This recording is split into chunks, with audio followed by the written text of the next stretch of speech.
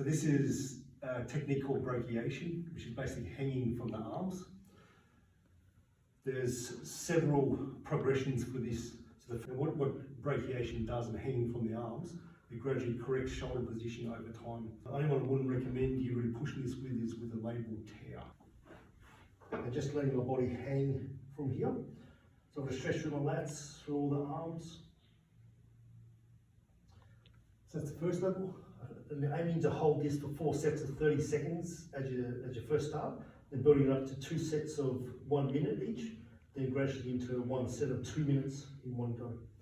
So my body's actually flared like this as my arms come up. This is a common thing. If you want to unlock your shoulders really quick, you actually breathe out, and what it does, it makes the ribs that are flaring like this come in this way. So I breathe out, my ribs come in. And what that does is allow the air to fill up into my back and into the chest here as well, which actually opens the shoulders even better. So I got that hanging position, then I'm breathing out through the mouth. And I keep that little bit of compression in my abs here, the side abs.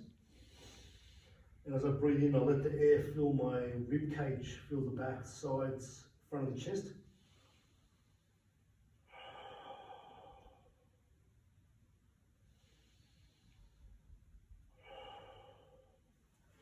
So if someone was filling my rib cage, it actually expands out and forward and back when I do this. So this is a skill to have for the rest of the progressions too.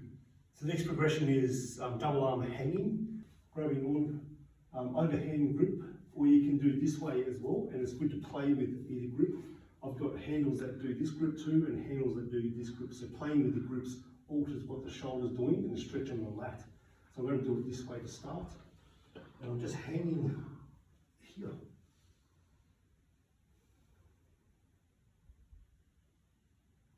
So that's all that is. I hang there for starting off with whatever you can handle. So whatever is just 10 seconds when you first start. So aim to build it up so you've got about 2 minutes worth of practice. And you're doing this, aim for every day. And then if you miss a day or two, it doesn't matter too much. So you're doing about 5 days a week. So as I'm holding here on a double handle, when I'm supported by a chair or step, I can just hang and the ribs will be flaring open like this, like I mentioned in the first level. So the ribs open like that. What I also need to play with is breathing out, so my ribs come in.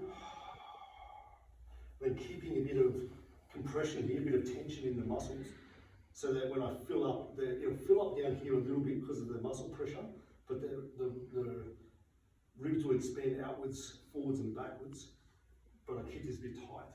So I'll be here hanging off, then I'm breathing out.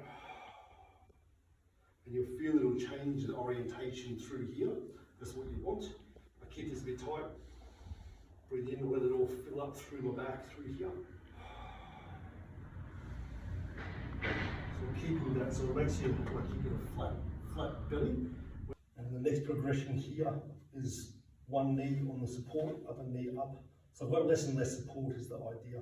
Still feeling it through my lats. Bringing the knee up actually helps you be able to get that compression to come down through here too. So you may find you're just hanging off just with your feet touching. It depends how tall you are.